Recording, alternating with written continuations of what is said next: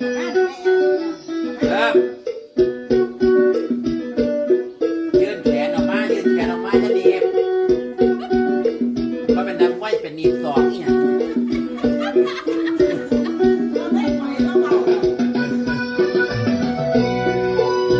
ยกสูงหน่อยยกสูงหน่อยยกสูงแน่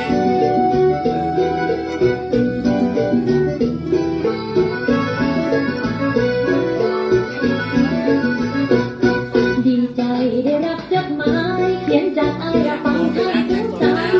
ฝากมากับเนื้อหางยาวความจดหมายละถึงใจสาวเราคิดหอดแต่เจ้าผู้เบ้าฟังไทย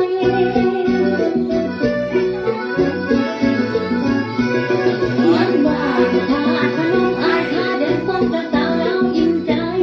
จากมือหนึ่งคิดหอดเบาไว้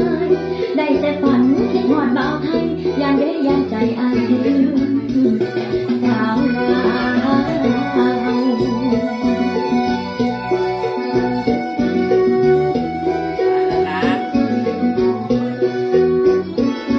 ยังโตนักเมื่อ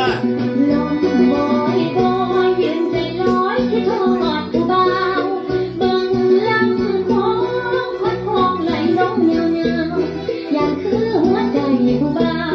อย่างคือหัวใจผู้เบาบอกหักสาวลาวแล้วแต่เย็นสาวไทยหากอายบ่มีใจสองคงมีงานดอกของสาวลาวเบาไทยลำโพงหรือที่มาหัวใจกันใส่ละเพียงเล่ากับไทยบ่มีความหมายสิกันใจสองเฮาบ่มีความหมายสิกันใจสองเฮา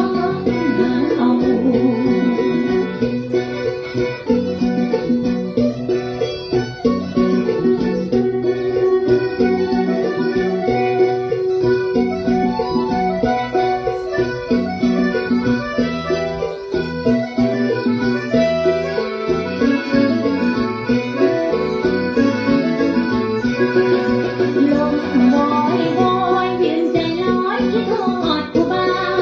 เบิ่งลำคองวัดคงไหลลงเงาเงาอย่างคือหัวใจผู้เบาอย่างคือหัวใจผู้เบาบอกหักสาวลาวแล้วแต่แน่สาวไทย